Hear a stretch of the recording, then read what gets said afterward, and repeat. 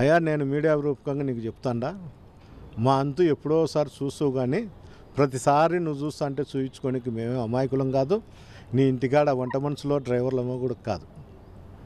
ఎందుకు చెప్తున్నా అంటే నన్ను కొడతాడంట, లేకపోతే ఏందో చేస్తా అంటే. నాకు ఏ విధంగా కుటుంబ సభ్యులు ఉండారో నీకు కూడా కుటుంబ సభ్యులు ఉండారు. నువ్వు కొడితే కొట్టించుకునేదానికి, నువ్వు ఏదైనా స్వేచ్ఛ చేయించుకునేకి నేను అమాయకుని అయితే కాదు. ఇంకోటి కూడా చెప్తాను, తాడిపత్రి ప్రజలకు కానీ వైఎస్ఆర్సీపీ నాయకులకు కార్యకర్తలకు కూడా నా ఊపిరి ఉన్నంత వరకు తాడిపత్రిలోనే ఉంటాను. మీ అందరి కోసమే నేను అక్కడే ఉంటాను. మీ అందరి శ్రేయస్సు కోరి మీకు ఏ కష్టం వచ్చినా కూడా నేను వెంటనే స్పందించుతాను. అది ఎంత కష్టమైండేదన్నా కానీ. తిరిగి నువ్వు ఇట్లే అరాచకాలు చేస్తా మా మీద దాడి చేయాలనో, ఇంకోసారి నా వెహికల్ మీద దాడి చేసో, నన్ను ఏందో హతమార్చాలనో, నీకు గతంలో కూడా మా కుటుంబంలో నువ్వు కూడా మా సోదరుని హత్య చేయించినావు. అయినా కూడా వద్దు, ఈ ఫ్యాక్షన్ అనేది ఇది వద్దనుకొని నేను ఇంతవరకు కూడా ఉన్నాను. తిరిగి మళ్ళీ నేను నీతో చంపించుకునేదానికో, నా కుటుంబ సభ్యులు చంపించుకునేదానికో నేను ఊరికే ఉండను. నా కుటుంబ సభ్యులు నేను ఎట్లుంటానో నీకు, నీ కుటుంబం, నీ కుటుంబ సభ్యులు కూడా అట్లే ఉంటారు. ఇవన్నీ జ్ఞానం తెచ్చుకొని తాడిపత్రిని ప్రశాంతంగా పెట్టేదానికి ఆలోచించాయి.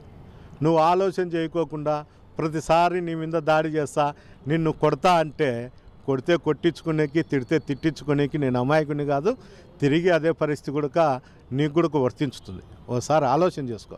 నిన్ను రెచ్చగొట్టకూడదనే, లేకపోతే ఇన్నిసార్లు నువ్వు మాట్లాడుతానే నేను ఓపిక భరించుతాండా అంటే నువ్వు ఒకసారి అర్థం చేసుకో.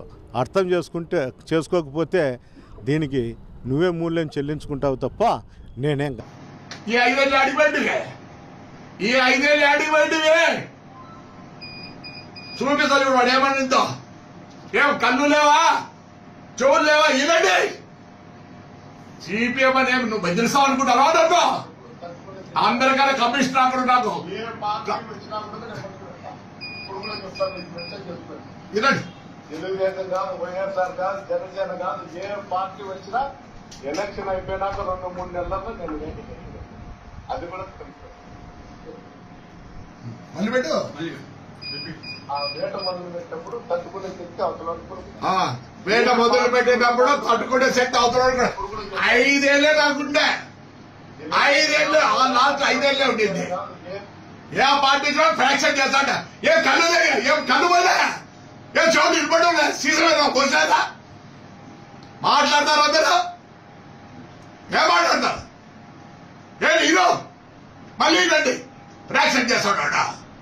యా పార్టీ వచ్చిందా అంటే నేను ఊరుకుంటా. రాబోపాలేడు నీ మీద గౌరవం ఉండే పోయింది. ఎప్పుడున్నో వచ్చినా నేను అన్ని చూసినా, నీ ఏ దానికి వచ్చినా నేను మలకరించిన, అన్ని దానికి ఆదరించిన, నువ్వు చెప్పిన పనులు మున్సిపాలిటీలు కూడా చేసిన. ఏమప్పా మ్యాచ్ ఫిక్సింగ్ చెప్పు జవాబు. నువ్వు నిజంగా మళ్ళీ ఫోన్ చేయి, అన్ని ఎత్తుకొని వస్తా.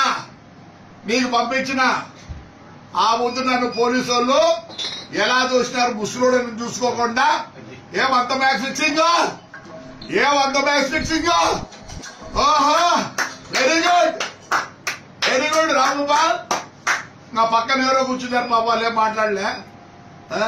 ఏం మ్యాచ్ ఫిక్సింగ్ రమ్మంటావా? ఏడో చెప్పు, అనంతపూర్లో ఏడ పెడతావు? నేను వస్తా, ఈ రూల్ ఇవన్నీ తీసుకొని వస్తా. హైకోర్టువి హైకోర్టువి ఏమి లోయర్ కోర్టు, మళ్ళీ డిస్ట్రిక్ట్ కోర్టు, మళ్ళీ హైకోర్టు, మళ్ళీ కంటెంప్ట్ ఆఫ్ కోర్టు. ఏమప్పా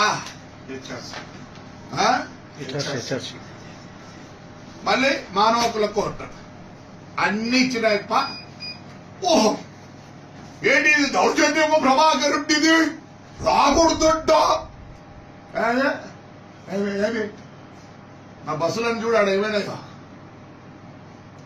అంటే ఆ బొద్దు కనపడలేదు నీకు. పవర్తో అది కాదా, వాడు ఎవరిని వేసినారు? ఐజీ గారిను, డిఐజీ గారిను. దీంట్లో అంతా వాడే, దీంట్లో అంతా వాడే. ఇంత బాగున్నాయి నా బస్సు విషయంలో బాగా రాసినారు. అబ్బి నా కూడా చెప్పాడే ఈ పొద్దు మాట్లాడతారు అందరూ. వెన్నెల ఒకసారి రాత్రి పొద్దున వస్తాడు, అది వాళ్ళు తెలుసుకోలేకపోయినారు. మా నాన్న 32 నుంచి తాడిపత్రిలో ఉన్నాడు. ఏమే 40 నాలుగు నుంచి ఇదే ఇంట్లో ఉన్నాడు.